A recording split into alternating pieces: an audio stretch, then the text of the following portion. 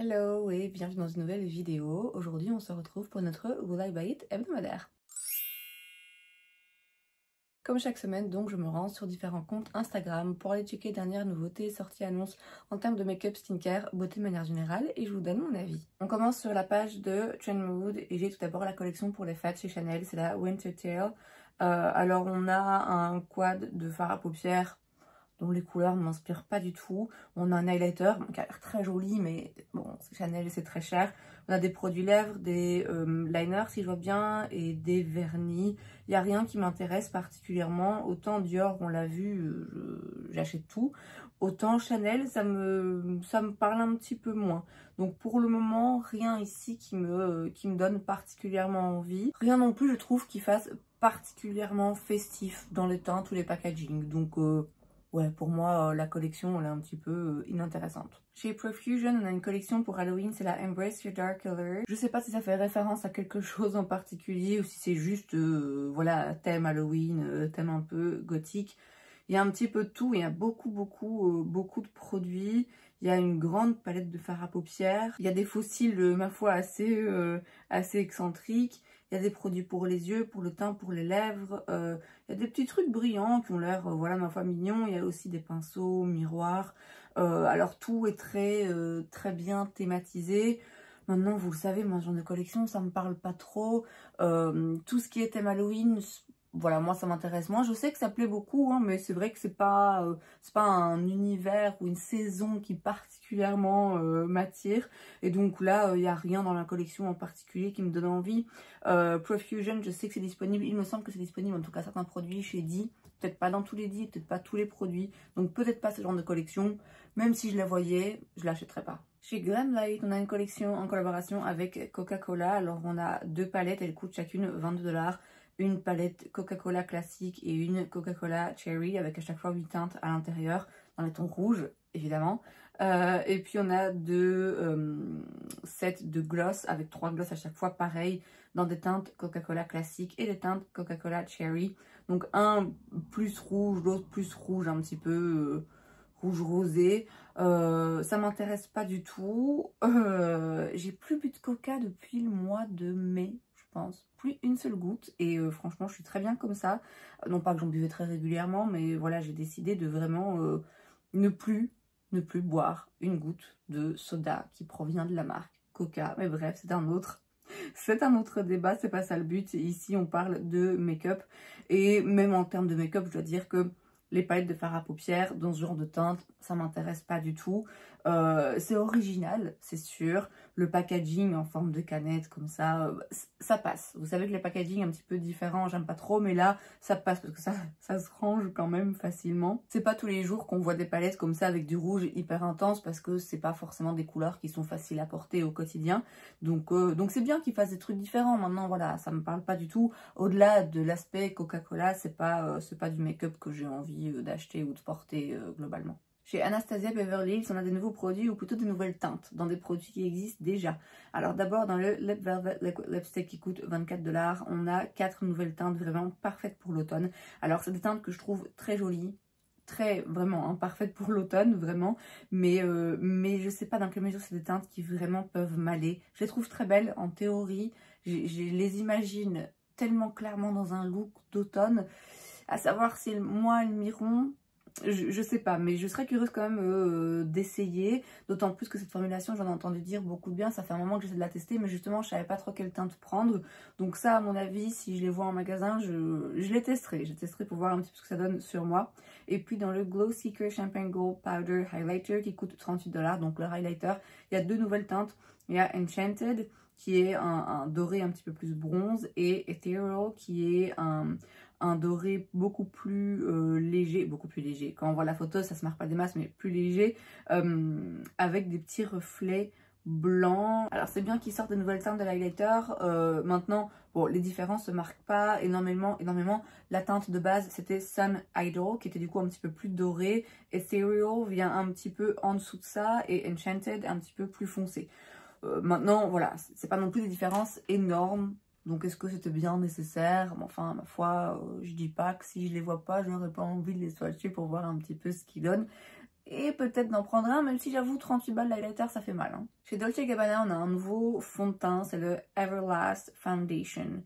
Il coûte 59 $ et il y a 40 teintes. Alors déjà je voudrais qu'on applaudisse le fait qu'il y a vraiment 40 teintes. Il n'y a pas juste 30 teintes de beige et puis une teinte foncée et une teinte claire. Vous voyez, ça m'a l'air quand même vraiment bien distribué, il y a vraiment des teintes bien foncées. Alors après, est-ce que les sous-tons sont réussis ou pas, j'en sais rien. Parce que c'est vrai que parfois les marques ont des teintes variées, mais n'arrivent pas à bien faire les sous-tons pour les peaux foncées.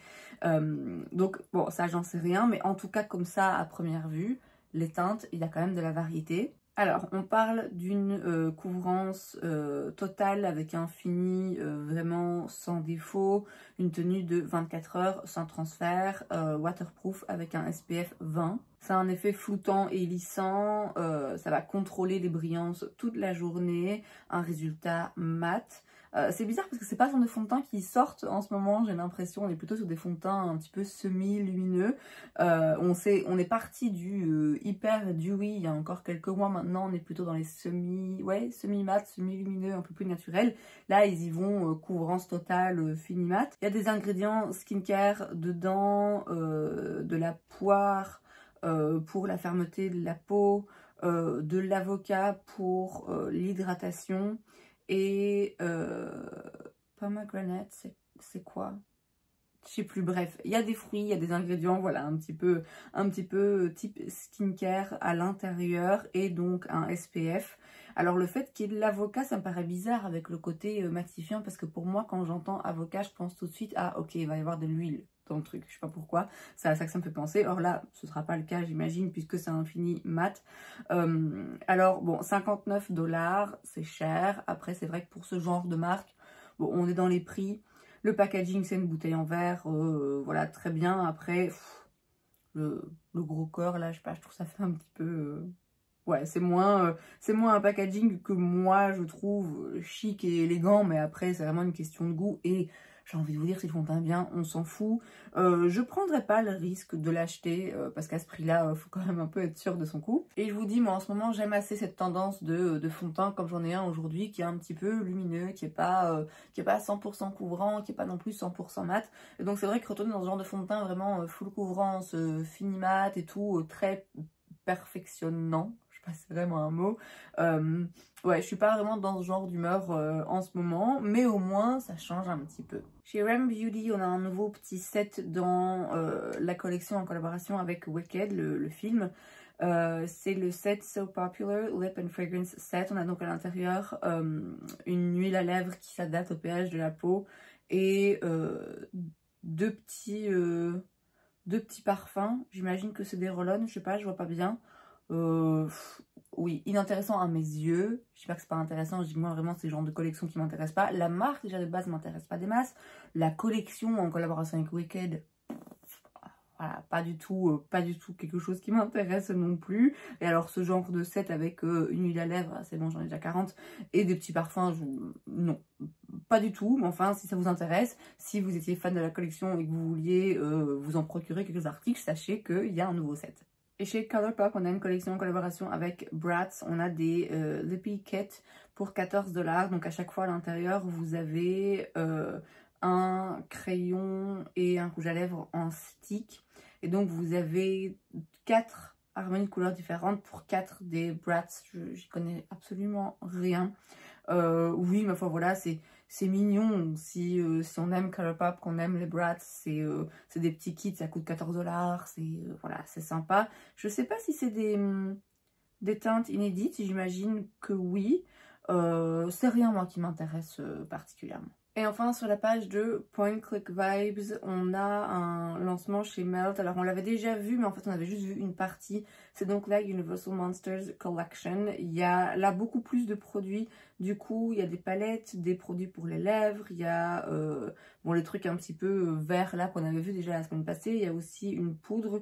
Il y a plein de choses sur le thème, hein, toujours des monstres là et d'Halloween qui, vous savez, n'est pas forcément un thème qui me parle particulièrement. Melt, c'est pas non plus une marque qui me donne particulièrement envie, plus en tout cas, même si à un moment donné j'étais un petit peu curieuse, ça m'est passé, je dois dire. Il y a aussi un petit sac à dos. ok, si vous voulez. On peut avoir toute la collection pour 250 $, mais sans du coup le sac à dos.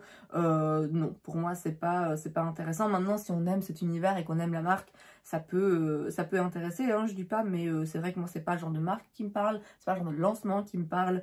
Là globalement il n'y a aucun produit là qui me donne particulièrement envie, donc ce sera pas pour moi.